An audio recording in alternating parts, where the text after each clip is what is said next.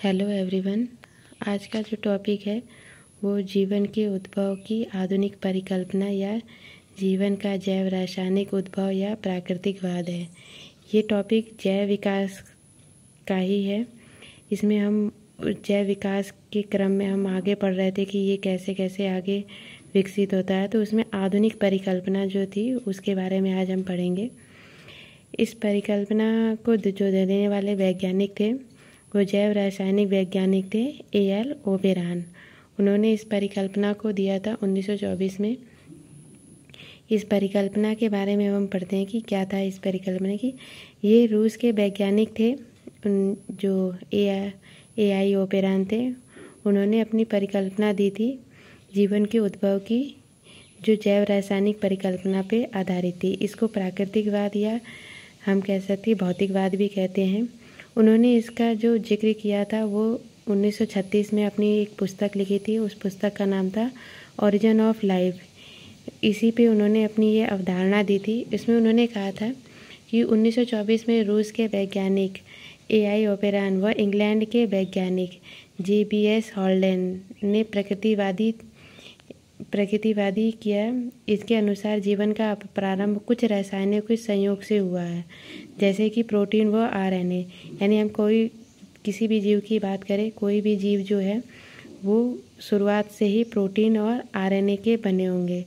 हम वायरस की बात करें तो वो भी क्या होते हैं, न्यूक्लियो प्रोटीन के बने होते हैं, यानी कि प्रोटीन और RNA के बने होते हैं। यानी कि जीवन का प्रारंभ जो हुआ है वो प्रोटीन और RNA से हुआ है। इसी पे उन्होंने अपनी अवधारणा दी थी। इस अवधारणा के अनुसार हम कह सकते हैं जीवन का प्रारंभ महासागरों में हुआ। उस समय पृथ्वी का ताप बहुत अधिक था। ठीक है, उसी में उन्होंने अपने क्या दिए थे, इसको प्राकृतिकवाद या पदार्थवाद भी नाम दिया था, क्योंकि जो भी कुछ होता है वो पदार्थों से मिलके बना है, इसीलिए इसका नाम पदार्थवाद भी दिया था। उन्होंने बताया कि वातावरण में ऑक्सीजन न के बराबर थी, तो संभवतः जो जीव भी बने होंगे वो अवायवीय होंगे, क्योंकि उस समय पृथ्वी का ताप अधिक था। वायुमंडल में मीथेन, अमोनिया जैसी गैसें कम थी, जिसके कारण अकार्बनिक रसायनों के संयोग से कार्बनिक रसायनों का निर्माण हुआ। इन सभी के आधार पर जीवन की उत्पत्ति के लिए उन्होंने 8 चरणों का निर्माण बताया था। उन्होंने बताया था कि भौतिक रासायनिक क्रियाओं, यानी कि हमने कहा जो अमोनिया थी या हम कह सकते हैं मीथेन थी या कुछ अन्य गैसें थी जो किसी प्रकार से रासायनिक या भौतिक क्रियाओं के द्वारा नए आपस में उन्होंने संयोग किया होगा। इससे नए नए अकार्बनिक पदार्थों से ही कार्बनिक पदार्थ बने होंगे। इन यौगिकों के विशिष्ट रूप के संगठन या संगठित होने के कारण जटिल क्या बने होंगे, यौगिक बने होंगे। और इन यौगिकों को बनने में बहुत समय लगा होगा। इनको बनने में लगभग करोड़ों वर्ष के समय हम मान सकते हैं कि लगा होगा।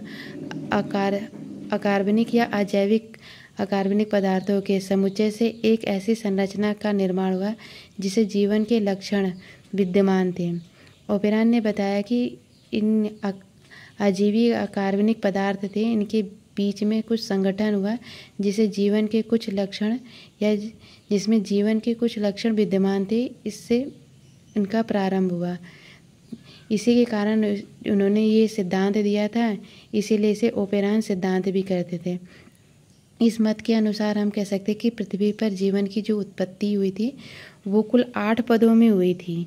तो 8 पद ये नीचे दिए हुए हैं, ये हम कह सकते हैं कि 8 पद कौन कौन से थे। तो पहला जो चरण था, या हम कह सकते हैं कि पहला जो पद था वो परमाणु अवस्था था। यानी कि हमने केमिस्ट्री में भी पढ़ा है कि कोई भी जो पदार्थ होता है वो परमाणुओं से मिलके बना होता है।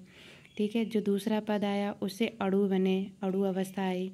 तीसरा जो चरण आया उसमें कार्बनिक यौगिकों की उत्पत्ति हुई। चौथा जो चरण आया उसमें कोलाइडी या कोएसिड्स बने।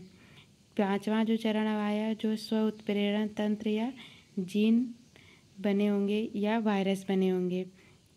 जो छठा अवस्था आई, छठा जो चरण आया उसमें प्रारंभिक पूर्व केंद्रीय कोशिकाओं की उत्पत्ति हुई। ठीक है, उसके बाद जो 7वां चरण आया वह स्वपोषण की उत्पत्ति, यानी कि बैक्टीरिया की उत्पत्ति हुई।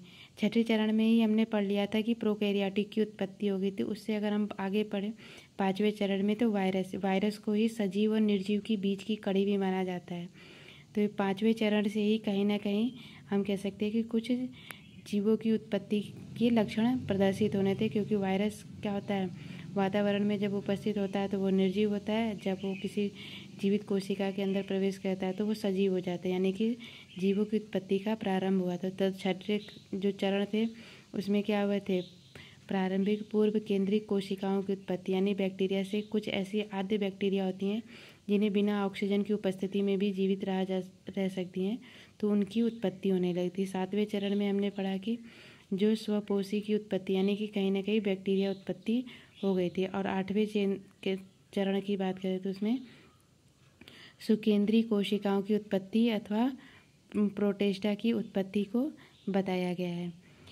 तो इसके आधार पे हम बता सकते हैं कि ओपेरान की जो पुस्तक थी ओरिजिन ऑफ लाइफ, इसी में इन चरणों के बारे में बात की गई थी। ये जो 8 चरण हैं उन्होंने अपनी पुस्तक में इसको 2 भागों में विभाजित किया था।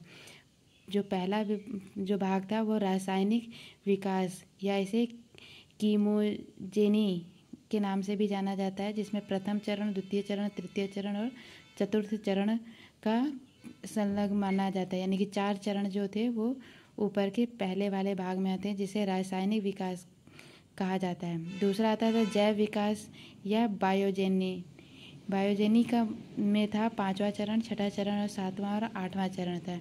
इन 2 भागों में उन्होंने इसको विभाजित किया था। आगे की जो जानकारी है वो हम अगली वीडियो में प्राप्त करेंगे।